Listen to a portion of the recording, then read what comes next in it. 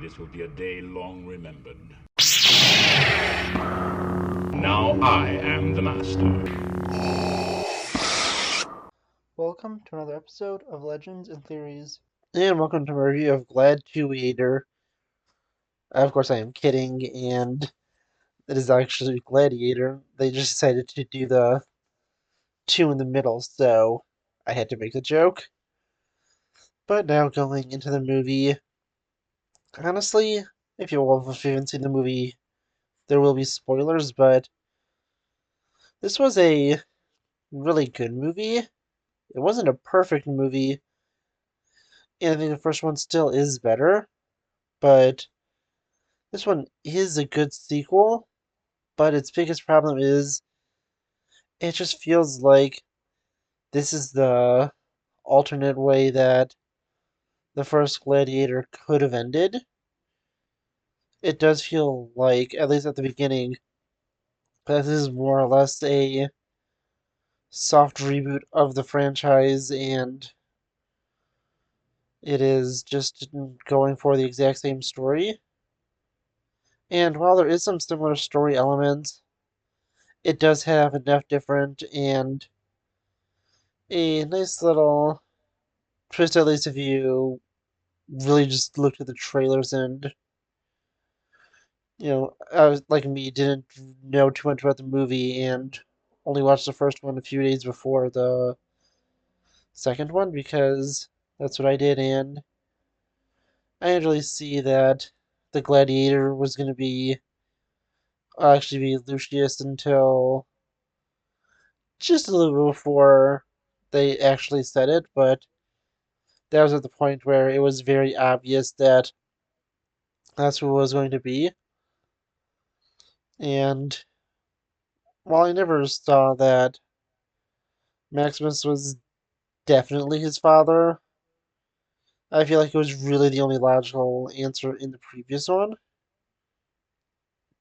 But yeah, honestly, as I said, it was a good movie, and I was wondering, especially at the beginning, just kind of how everything fit in. And I was initially thinking that maybe this would have been more interesting to be set later on in the timeline, and only when Maximus was nothing but a memory. But honestly, I think that this worked really well once it continued on. As I mentioned a few minutes ago, I think that when first watching it, it just feels like this is something that may not work and it just feels a little off.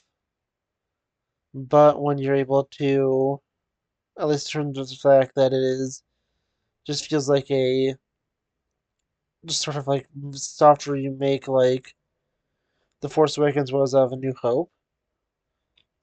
But if we actually take a look at this movie and in its entirety, it is a really solid story. It has Lucius going and, well, one, he was sent away by his mother to try and protect him, but he gets sent to a place that is ultimately an enemy of Rome.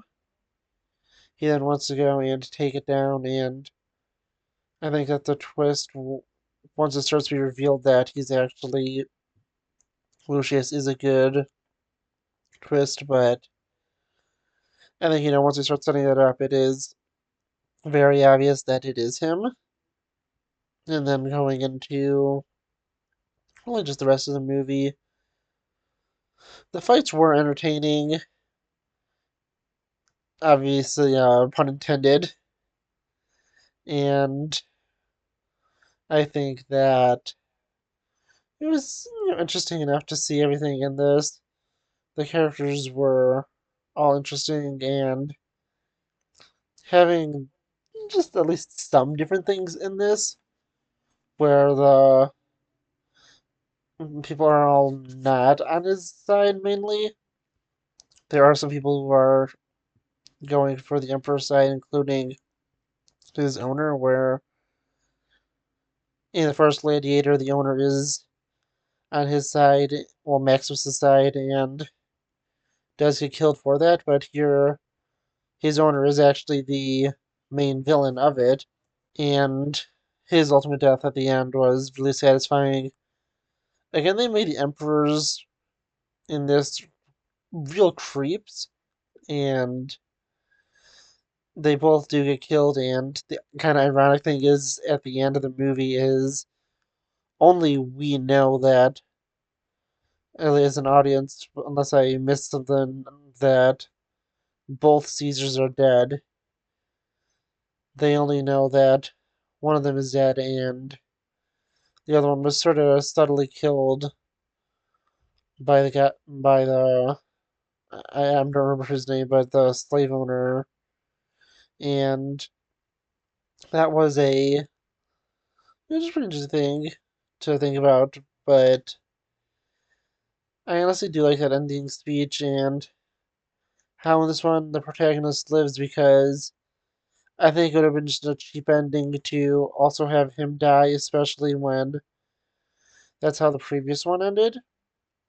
I think that ending does work for the first one, but it would just feel far too redundant and repetitive of the original if he did die in the second. And just looking at Lucius, I think that the one thing that wasn't necessary was the death of his wife. I think that was just to make things a little more reminiscent of the first one, but that's also a more justified death where she did die at least in combat. But still, I can understand, why you'd want revenge. But then Pedro Pascal's character also was pretty interesting, where he was in the position of Maximus in this at the beginning, and he was married to the queen, and he loved her, and that was actually just pretty great. I think he did such a great job in this, being someone who, when you first start watching it, you think he's a villain. In fact, you think that there's a chance he could have been one of the emperors that would be the ultimate threat for Lucius. Well, you don't know it's Lucius at the time, but for him to fight. But it turns out that he is a good man, and he was doing all this just to, well, really as a cover, and he is really wanting to go and save everyone and bring Rome back to what it was once was and what it could be in the dreams of people. So yeah, honestly, I like that, and his death was really sad. I think that all the manipulations to get the Caesars killed did work, and honestly, it was just really entertaining. But yeah, honestly, that's really all I have to say. It is a solid movie, and it is really enjoyable, but it's just not as good as the first one for the reasons I mentioned. Still, it's not a terrible movie, and as I said, I think I'd appreciate a lot more on a second viewing, which I am planning to go and do, because I'd be able to put everything in full context and not just think of the opening as just sort of like a sort of remake of the first one, like a soft reboot. So, really, that's all I have to say. I want to know what you think in the comments, and I'll see you next episode of Legends and Theories. Thank you for watching this episode of Legends and Theories. Please subscribe, like the video, share the video, leave a comment, check out the video on screen, and may the Force be with you.